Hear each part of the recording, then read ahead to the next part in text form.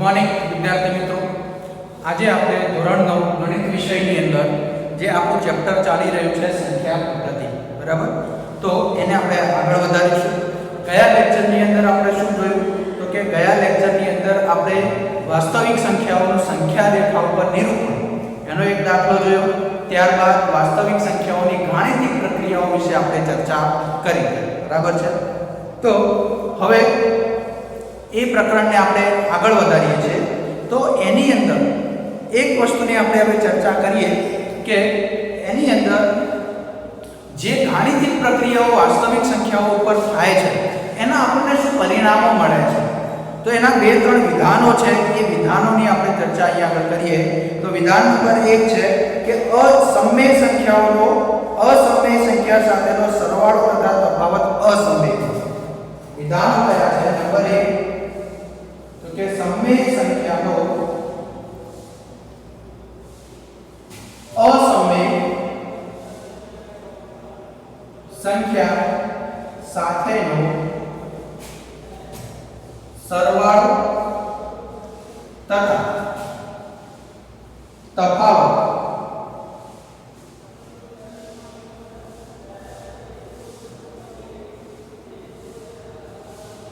અસમય સંખ્યા, બરાબર છે? શું કહે છે અહીંયા આપણને કે સમય સંખ્યા કોઈ લઈ લો એક અને બીજી અસમય સંખ્યા આપણે લઈ લઈએ, એનો બંનેનો સરવાળો તથા તફાવત જો આપણે કરીએ, ધ્યાન રાખજો શું કહે છે, સરવાળો અને તફાવત જો આપણે કરીએ છીએ તો એ આપણને અસમય સંખ્યા જ મળે છે, બરાબર? સમય સંખ્યાનો અસમય સંખ્યા સાથેનો સરવાળો અથવા તફાવત એ હંમેશા અસમય હોય છે. ઉદાહરણ તરીકે એક સમય સંખ્યા આપણે લઈ લઈએ, બરાબર? ધારો કે 5. ચલો બીજી અસમય સંખ્યા આપણે લઈ લઈએ, ધારો કે વર્ગમૂળની અંદર 2. તો ચલો આનો સરવાળો કરો તો એ આના રહેશે 5 વર્ગમૂળમાં 2, બરાબર? અને 5 વર્ગમૂળમાં 2 એ કેવી સંખ્યા કહેવાય? અસમય સંખ્યા કહેવાશે. આ સંખ્યા કેવી કહેવાશે? અસમય સંખ્યા કહેવાશે. એનું કારણ ગયા લેક્ચરની અંદર આપણે ચર્ચા કરી હતી કે ભાઈ ચલો 5 તો અહીંયા ઓકે, પછી વર્ગમૂળમાં 2 ની કિંમત કેટલી? તો કે 1.41 42 એમ કરતા આગળ, પણ અહીંયા આગળ કોઈ સંખ્યાનું ચોક્કસ સંખ્યાનું પુનરાવર્તન થતું નથી, ધ્યાન રાખજો. એટલા માટે આનો જો આપણે સરવાળો કરીએ તો કે 6.41 42 એમ કરતા આગળ જાય છે અને અનંત તો છે. સંખ્યા અસમય ક્યારે હોય એ આપણને ખબર છે, જ્યારે એ સંખ્યા અનંત હોય વત્તા એ સંખ્યાની અંદર જ્યારે કોઈ ચોક્કસ સંખ્યાનું પુનરાવર્તન થતું ન હોય તો એ સંખ્યાને આપણે અસમય કહીએ છીએ. તો અહીંયા આગળ અનંત તો છે, સાથે સાથે અહીંયા આગળ કોઈ ચોક્કસ સંખ્યાનું પુનરાવર્તન થતું નથી, માટે આ સંખ્યા કેવી કહેવાશે? અસમય સંખ્યા કહેવાશે, બરાબર છે? ચલો આમાં જ આપણે તફાવત લઈ લઈએ, બાદબાકી.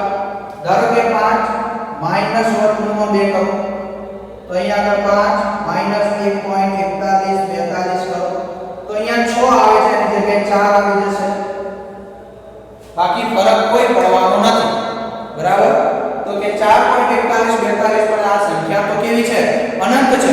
સાથે સાથે અહીંયા આગળ કોઈ એક ચોક્કસ સંખ્યાનું પુનરાવર્તન થતું નથી, માટે આ સંખ્યા પણ કેવી સંખ્યા કહેવાશે? તો આ પણ અસમય સંખ્યા કહેવાશે. આ પણ અસમય સંખ્યા કહેવાશે, બરાબર? તો આ વિધાન સત્ય સાબિત થાય છે કે સમય સંખ્યાનો અસમય સંખ્યા સાથેનો સરવાળો અથવા તફાવત આપણે કરીએ તો એ સંખ્યા આપણી અસમય સંખ્યા જ મળશે, બરાબર? ચલો આ વિધાન નંબર 1 છે.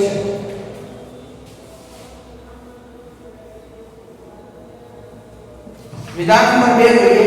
શૂન્યેતર સમય સંખ્યા સાથે અસમય સંખ્યાનો ગુણાકાર કે ભાગાકાર એ અસમય હોય. વિધાન નંબર 2.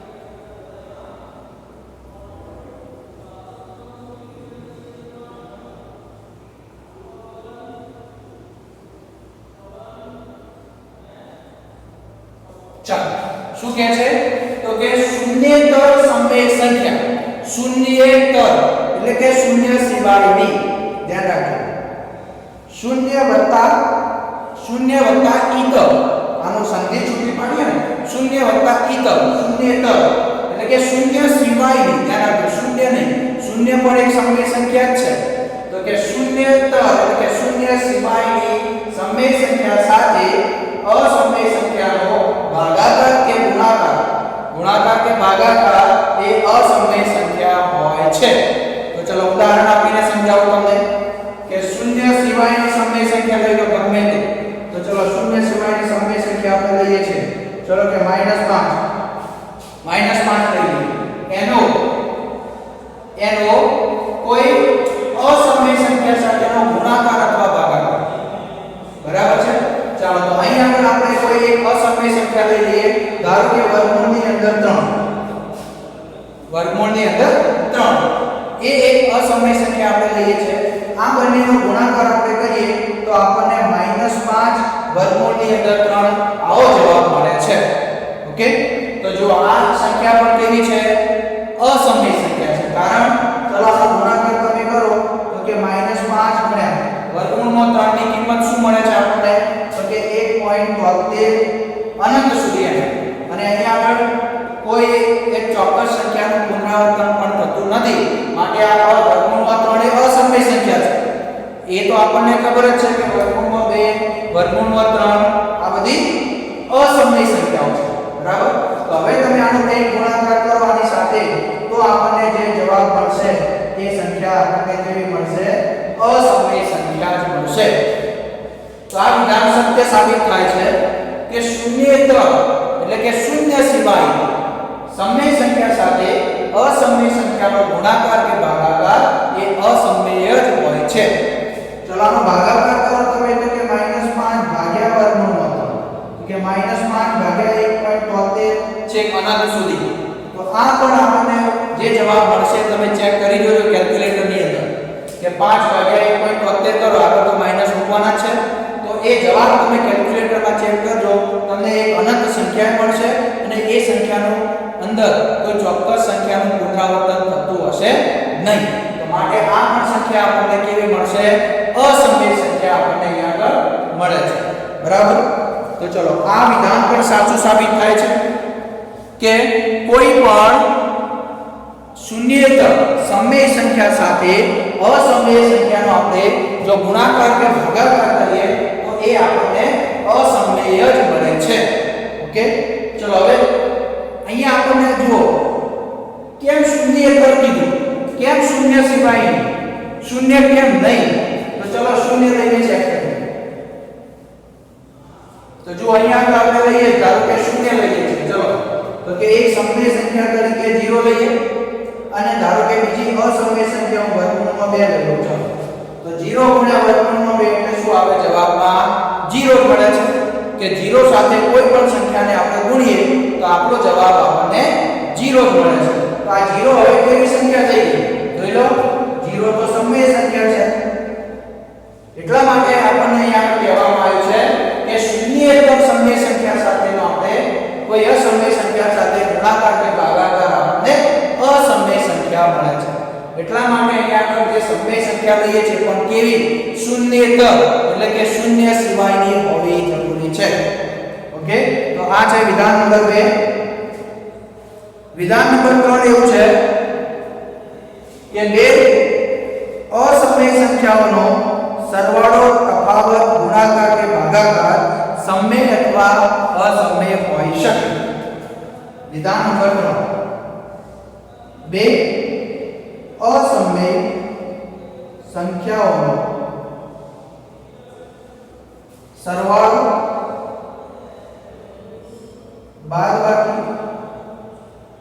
બાદબાકી કે તફાવત ભાગાકાર કે ગુણાકાર એ સમમેય અથવા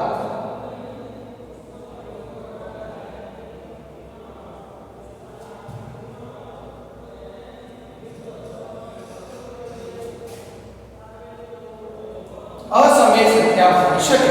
બરાબર છે. ચાલો તો કે ત્રીજા નંબરનું વિધાન છે. ધ્યાન રાખો, આ વિધાન કેમ આટલા હું તમને સમજાવી દઉં છું વ્યવસ્થિત રીતે. એનું કારણ એ છે કે પરીક્ષાની અંદર આવા વિધાનો પૂછાય છે કે નીચેના વિધાનો સત્ય છે કે અસત્ય એ કારણ સહિત પણ જણાવવાનું કહી શકે છે અને ખાલી એમને પણ પૂછી શકે છે કે ખરું છે કે ખોટું. બરાબર છે. તો એ આપણે અહીંયા હું તમને ઉદાહરણ સહિત સમજાવું છું, એટલા માટે કારણ પણ તમને મળી જાય છે. બરાબર. ચાલો અહીંયા આગળ નંબર 3 એવું કહે છે કે બે અસમય સંખ્યાઓનો સરવાળો, બાદબાકી, ભાગાકાર કે ગુણાકાર એ સમય અથવા તો અસમય સંખ્યા હોઈ શકે છે. ચલો આને સમજવા માટે આપણે ઉદાહરણ લઈએ. તો ધારો કે પહેલા સરવાળો આપણે લઈ લઈએ બે અસમય સંખ્યા. ચલો કે વર્ગમૂળમાં 5 વત્તા વર્ગમૂળમાં 5. બરાબર. આ બે અસમય સંખ્યાઓ લીધી. એનો આપણે જોઈએ તો સરવાળો તો કે 2 વર્ગમૂળમાં 5 મળે છે. ચાલો તો એ પણ અસમય સંખ્યા થાય. ધારો કે બીજી કોઈ સંખ્યા લઈએ. ચલો કે વર્ગમૂળમાં 3 વત્તા વર્ગમૂળમાં 2. આનો પણ તમે સરવાળો કરો તો આના જવાબ મળે. તો એ પણ આપણને કેવો મળે છે? અસમય સંખ્યા અહીંયા મળે છે. ઓકે. ચાલો હવે હું એક કામ કરું કે આ થઈ સરવાળાની વાત. બરાબર. આ થઈ સરવાળાની વાત છે. બરાબર. હવે ધારો કે આપણે કોઈ ગુણાકાર બાકી કરીએ છીએ.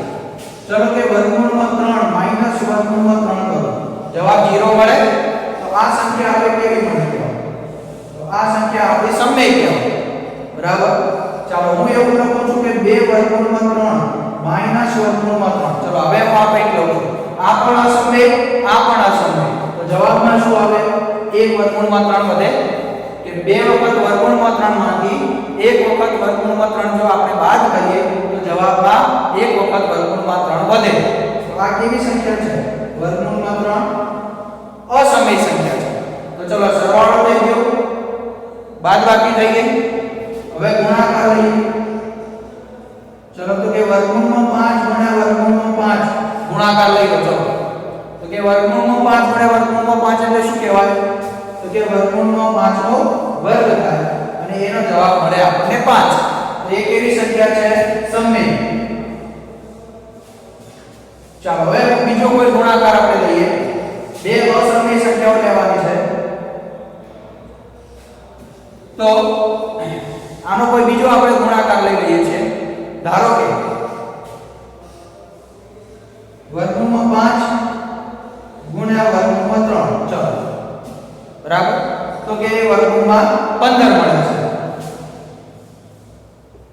વર્ગમૂળમાં 15 આપણને જવાબ મળે છે. હવે એ કેવી સંખ્યા છે? સમય કે અસમય એ તમારે કેલ્ક્યુલેટરથી એકવાર ચેક કરીને જોવું પડશે. બરાબર. ચલો એ રીતે આપણે જોઈએ કે ભાઈ 2 વર્ગમૂળમાં 3 ભાગ્યા વર્ગમૂળની અંદર 3. ચલો આ વર્ગમૂળમાં 3 નીકળી ગયા. જવાબની અંદર આવશે 2. તો આ કેવી સંખ્યા થઈ જાય? સમય. કેવી સંખ્યા થઈ જાય? સમય. બરાબર છે. તો અહીં આગળ આપણે જોવા જઈએ તો કે બે અસમય સંખ્યાઓનો તમે સરવાળો, બાદબાકી, ગુણાકાર, ભાગાકાર કરો ને તો એ કોઈ વખત સમય પણ મળે અથવા કોઈ વખત અસમય પણ મળે એવું આપણને અહીં આગળ કહેવા માંગે છે. બરાબર છે. માટે આપણું વિધાન નંબર 3 પણ અહીં આગળ સત્ય સાબિત થાય છે. બરાબર. કે એટલા માટે આ ત્રણેય વિધાનો તમારે ખાસ લખી લેવાના છે અને એને વ્યવસ્થિત રીતે તમારે યાદ પણ કરી લેવાના છે. કેમ કે પરીક્ષાની અંદર આ વિધાનો પૂછી શકે છે કે નીચેના વિધાનો સત્ય છે કે અસત્ય, ઉદાહરણ સહિત સમજાવો એવું પણ પૂછાઈ શકે. ઓકે. તો આ 3 વિધાનો છે. બરાબર. ચાલો એકવાર જોઈ લો.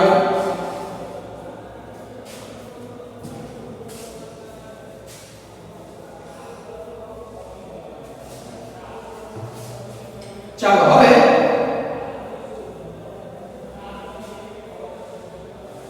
આગળ જઈએ આપણે. તો આગળ આપણે જઈએ કે ભાઈ વાસ્તવિક સંખ્યાઓનું વર્ગમૂળ શોધવું કેવી રીતે?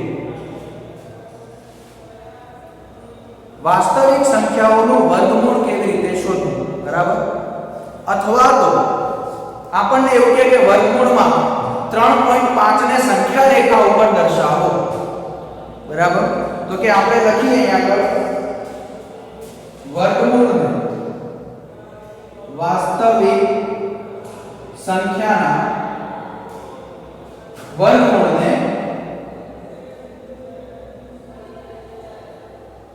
સંખ્યા રેખા પર દર્શાવવું. ચલો, તો વાસ્તવિક સંખ્યાઓ આપણને આપી હોય એના વર્ગમૂળને આપણે કેવી રીતે સંખ્યા રેખા ઉપર દર્શાવીએ એ આપણો આજનો નવો ટોપિક છે. બરાબર? તો વાસ્તવિક સંખ્યાઓના વર્ગમૂળને સંખ્યા રેખા ઉપર આપણે કેવી રીતે દર્શાવી શકીએ છીએ? તો એના માટે આપણે ઉદાહરણથી શરૂઆત કરીએ. ધારો કે એક ઉદાહરણ આપણે લઈએ કે વર્ગમૂળમાં 3.5 ને એક દાખલો લઈએ. એ ઉદાહરણ છે કે કેવી રીતનું છે. ચલો, એના માટે ઉદાહરણ નથી આપ્યું, હું મારી રીતે લઈ લઉં છું. બરાબર? કે વર્ગમૂળમાં 3.5 ને સંખ્યા રેખામાં દર્શાવો. વર્ગમૂળમાં 3.5 ને સંખ્યા રેખા પર દર્શાવો. ચલો, તો આ સંખ્યા રેખા ઉપર આપણે વર્ગમૂળમાં 3.5 ને કેવી રીતે દર્શાવી શકીએ છીએ એ અહીંયા આગળ જોઈએ. બરાબર છે? ચલો, સૌથી પહેલું કામ, ચલો એક સીધી લાઈન આપણે બનાવી. હવે અહીં આગળ શું કરવાનું છે? તો પોઈન્ટ માર્ક કરો. અહીં આગળ ધારો કે મેં આને a કીધો છે. બરાબર? Point a. હવે 3 વર્ગમૂળમાં 3.5 કીધા છે. બરાબર?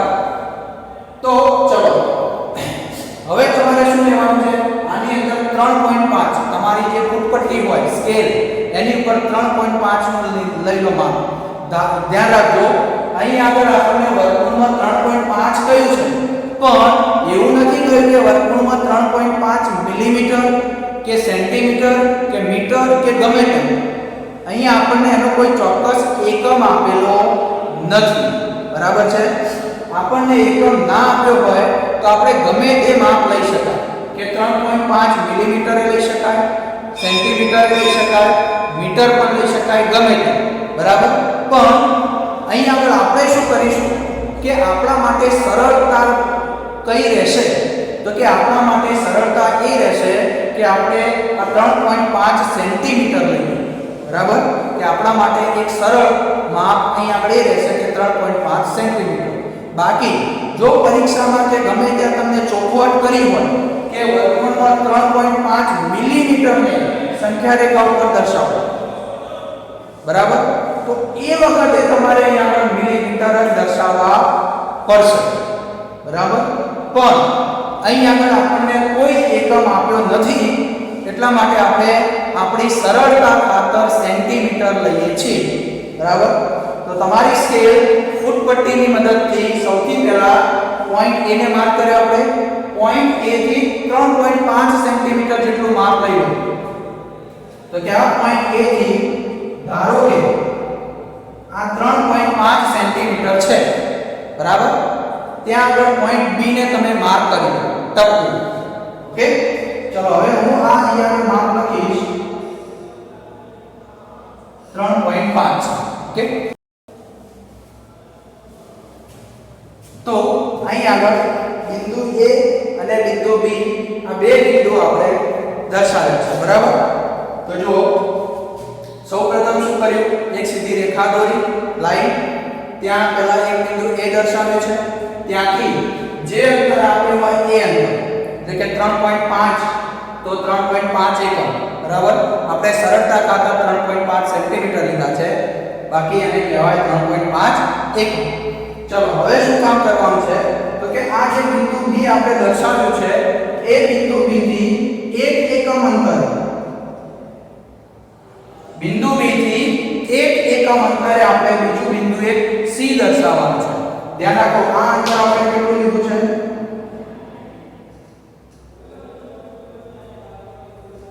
1 એકમ અંતર. 1 એકમ એટલે બિંદુ B થી બિંદુ C સુધીનું અંતર 1 સેન્ટીમીટર લેવાનું.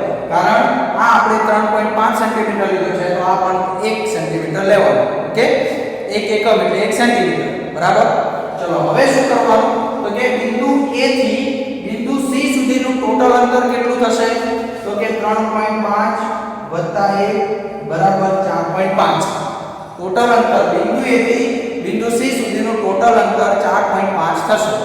એટલે એનું આપણે એટલે કે AC નું મધ્ય બિંદુ શોધવાનું.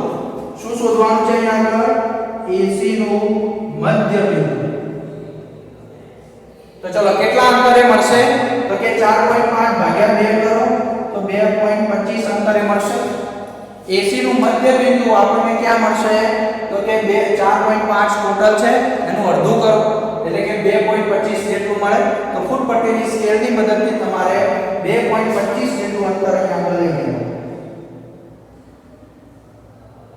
ચાલો તો આને હું કોઈ એક નામ આપું છું.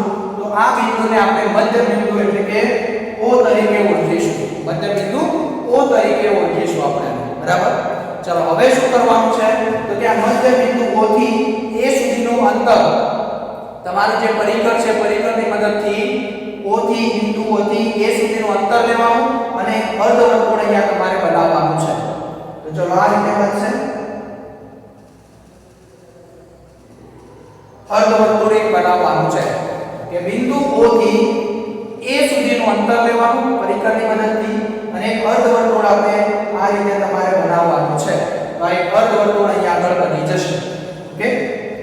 ચાલો હવે કામ શું કરવાનું છે તો કે આ જે બિંદુ B છે એ બિંદુ B માંથી આ રેખાખંડ AC ને એક લંબ રેખા દોરવાની છે. બિંદુ B થી રેખાખંડ AC ને એક લંબ રેખા દોરવાની છે જેને તો જો અહીંયાથી આ બિંદુ B થી રેખાખંડ AC ને એક લંબ રેખા આપણે દોરી છે જેને આપણે Z નામ આપ્યું છે. બરાબર. શું કર્યું બિંદુ B થી રેખાખંડ AC ને એક લંબ રેખા દોરવાની છે ક્યાં સુધી જ્યાં સુધી એ વર્તુળ આપણા અર્ધવર્તુળને છેદે ત્યાં સુધી દોરવાની છે. બરાબર. તો કે અહીંયા સુધી આપણે એને દોરી છે અર્ધવર્તુળને છેદે અને એ બિંદુને આપણે Z નામ આપ્યું. તો આ જે B થી Z નું જે અંતર છે એ કેટલું થશે વર્ગમૂળમાં 3.5 થશે. તો આ જે અંતર હું દર્શાવીશ કે વર્ગમૂળની અંદર 3.5 વર્ગમૂળમાં 3.5 આ અંતર થશે B થી Z સુધી. હવે આપણે તો શું કરવું છે તો કે આ અંતરને સંખ્યા રેખા ઉપર દર્શાવવાનું છે. તો સંખ્યા રેખા મતલબ આ સીધી રેખા ઉપર દર્શાવવાની છે. તેના માટે શું કરવાનું આ બિંદુ B થી Z સુધીનું અંતર લઈ લો અને એક ડોટેડ લાઈનનો ચાપ તમારે આ રેખા ઉપર બનાવવાનો થશે. તો જો આ રીતે અહીંયા બરાબર બિંદુ B થી Z સુધીનું અંતર લઈ લો અને ડોટેડ એટલે ડેશ વાળી લાઈનનો એક ચાપ તમારે અહીંયા બનાવવાનો થશે અને અહીંયા આગળ જે છે એને આપણે y તરીકે નામ આપીએ છીએ. બરાબર. તો B થી y સુધીનું અંતર જે થાય એ આપણું થશે વર્ગમૂળની અંદર 3.5 વર્ગમૂળની અંદર 3.5. તો જો આ વર્ગમૂળમાં 3.5 ને આપણે આ રીતે સંખ્યા રેખા ઉપર દર્શાવી શકીએ છીએ. બરાબર.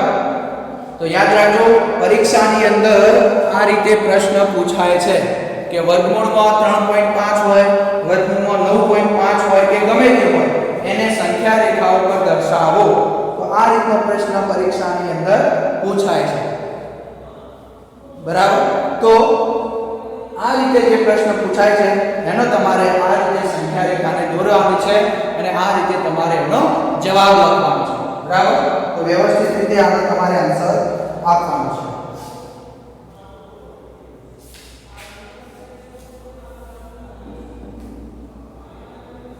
ચાલો હવે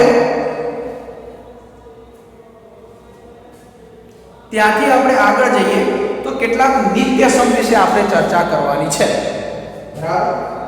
કેટલાક નિત્યસમ વિશે આપણે ચર્ચા કરવાની છે. ચલો ત્યાં હું તમને એક હોમવર્ક આપું છું. એક દાખલો હોમવર્કમાં એક દાખલો તમને આપું છું કે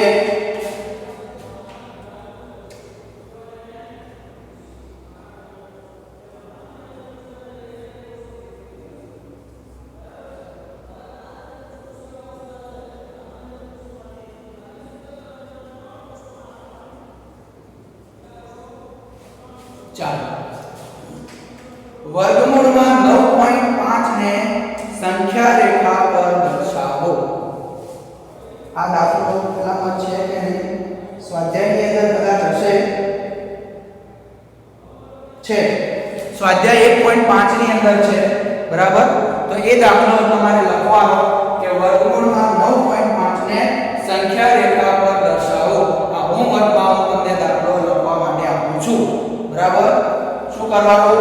તો અહીંથી 9.5 જેટલું અંતર લઈ લેવાનું, ત્યાંથી બીજું 1 એટલે 1 એકમ અહીંયા સુધીનું, બરાબર?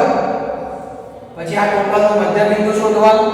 9.5 ને બીજું 1 એટલે 10.5, એનું મધ્ય બિંદુ શોધવાનું એટલે 5.25 અર્ધવર્તુળ બનાવવાનું. ત્યાંથી આ બિંદુ બીથી એક લંબ રેખા દોરવાની. તો આ અંતર આપણું વર્ગમૂળમાં 9.5, ત્યાંથી આટલું અંતર લઈ પરિપથથી એક ચાપ બનાવવાનું. તો આ એને સંખ્યા રેખા ઉપર મળી જશે 9.5, બરાબર? તો ચલો આ તમારે હોમવર્કમાં દાખલો ગણવાનો છે.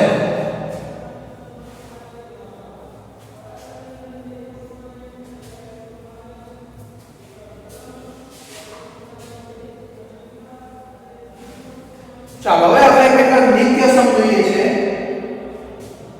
એ નિત્યસમ તમે આગળ પણ ભણી ચૂકેલા હશો, બરાબર? તો એવા કેટલાક નિત્યસમ, કેટલાક સૂત્રો જેને આપણે કહી શકાય છે, બરાબર? એ સૂત્રો વિશે આપણે અહીંયા આગળ ચર્ચા કરીએ છીએ. તો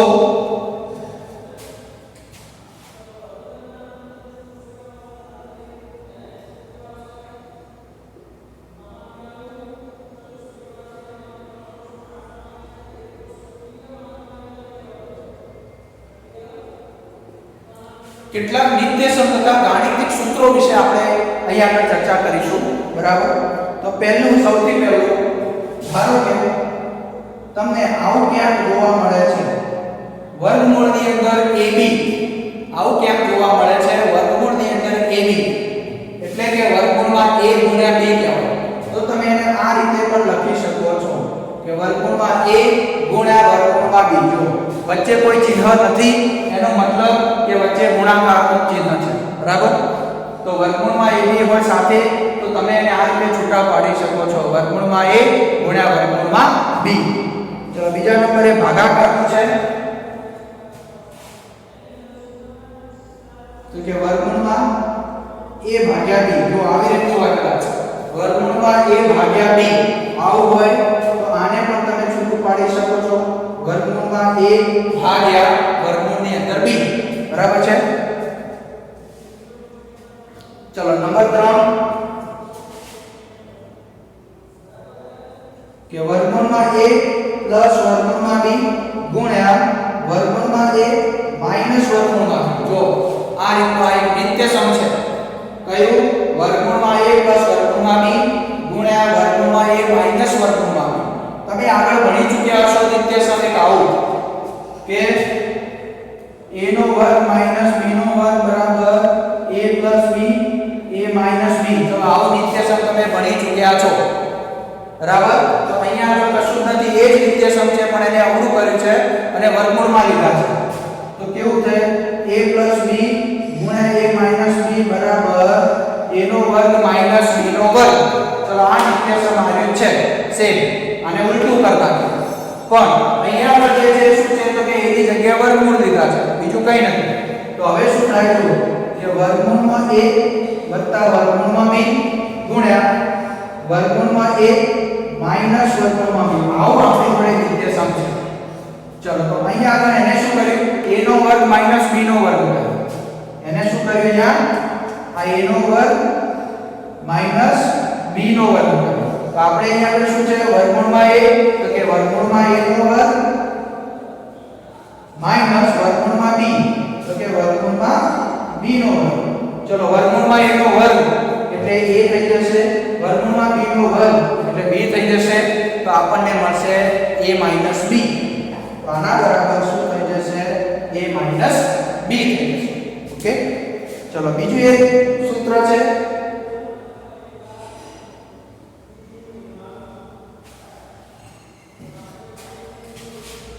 ચોથા નંબરે કે a પ્લસ વર્ગમૂળમાં b અને a માઈનસ વર્ગમૂળમાં b. ચલો હવે નિત્યસમ તો આના આ છે, કોઈ ફરક નથી.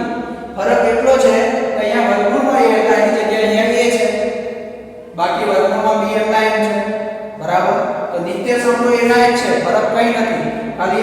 વર્ગમૂળ હતું એ વર્ગમૂળ અહીંયા લખ્યું નથી. તો અહીંયા આગળ કેવી રીતનું છે જોઈ લો. તો કે a વર્ગમૂળમાં b અને a વર્ગમૂળમાં b. આના બરાબર શું થશે જોઈ લો. તો કે a નો વર્ગ માઈનસ વર્ગમૂળમાં b નો વર્ગ આવું થશે. તો ચલો a નો વર્ગ તો એમના એમ રહેશે, વર્ગમૂળમાં b નો વર્ગ શું થશે b થઈ જશે. માટે અહીંયા જે નિત્યસમ લખાશે આના બરાબર a નો વર્ગ માઈનસ b લખાશે. બરાબર.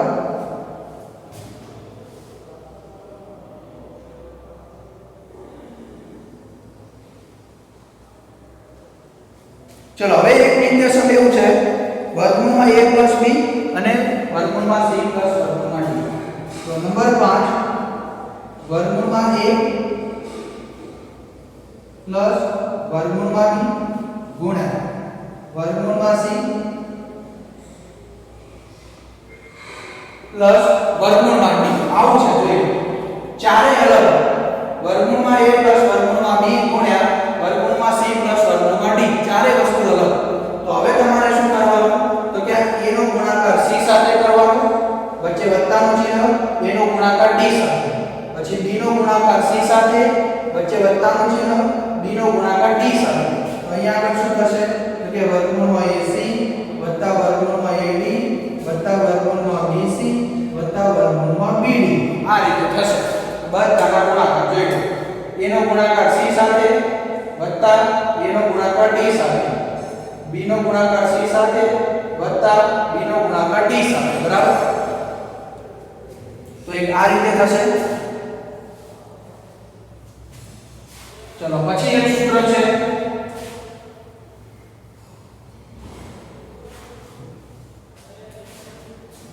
કે નંબર 6 વર્ગમૂળમાં a વત્તા વર્ગમૂળમાં b આખાનો વર્ગ હોલ સ્ક્વેર એટલે કે આખાનો વર્ગ. ચલો આપણી જોડે નિત્યસમ હતું એક a વત્તા b આખાનો વર્ગ બરાબર શું લખતા આપણે તો કે a નો વર્ગ વત્તા 2ab વત્તા b નો વર્ગ, a નો વર્ગ વત્તા 2ab વત્તા b નો વર્ગ આ નિત્યસમ છે. પણ અહીંયા ફરક એટલો છે a ની જગ્યાએ વર્ગમૂળમાં a છે. બરાબર. a ની જગ્યાએ વર્ગમૂળમાં a. આ નિત્યસમ અહીંયા લખવાનું તો કે વર્ગમૂળમાં a નો વર્ગ વત્તા 2 વર્ગમૂળમાં a વર્ગમૂળમાં b અને વર્ગમૂળમાં b નો વર્ગ. બરાબર. ચલો તો વર્ગમૂળમાં a નો વર્ગ એટલે a વત્તા 2 વર્ગમૂળમાં ab વત્તા વર્ગમૂળમાં b નો વર્ગ એટલે b. ઓકે. તો આ નિત્યસમ અહીંયા આગળ લાગુ પડશે. ચાલો ઓકે. તો આ બધા 6 નિત્યસમો જે છે એ તમારે યાદ કરી લેવાના છે વ્યવસ્થિત રીતે. બરાબર. વ્યવસ્થિત રીતે તમારે બધા નિત્યસમો યાદ કરવાના છે. બરાબર. એમાં કંઈ નવું નથી, પણ જે પહેલા નિત્યસમ તમે ભણી ચૂક્યા છો એ જ નિત્યસમો પણ અહીંયા આપણે વર્ગમૂળમાં લીધા છે એટલો અહીંયા આગળ ફરક છે. એટલા માટે વ્યવસ્થિત રીતે આને તમારે યાદ કરી લેવાના. તો આજના આપણા લેક્ચરને આપણે અહીંયા સુધી રાખીએ છીએ. નેક્સ્ટ લેક્ચરની અંદર આ બધા જે સૂત્રો લખાવ્યા છે એના ઉપરથી આપણે કેટલાક દાખલા વિશે ચર્ચા કરીશું. ઓકે. તો જે કંઈ પણ છે બધું જ લેસન તમારે ચોપડામાં લખી અને આ ફોટા પાડીને કોઈ મોકલવાના છે બધાને ખાસ કહું છું. બરાબર. લેસનના ફોટા પાડીને તમારે બધાને મોકલવાના છે બધાએ. બરાબર. તો અહીંયા સુધી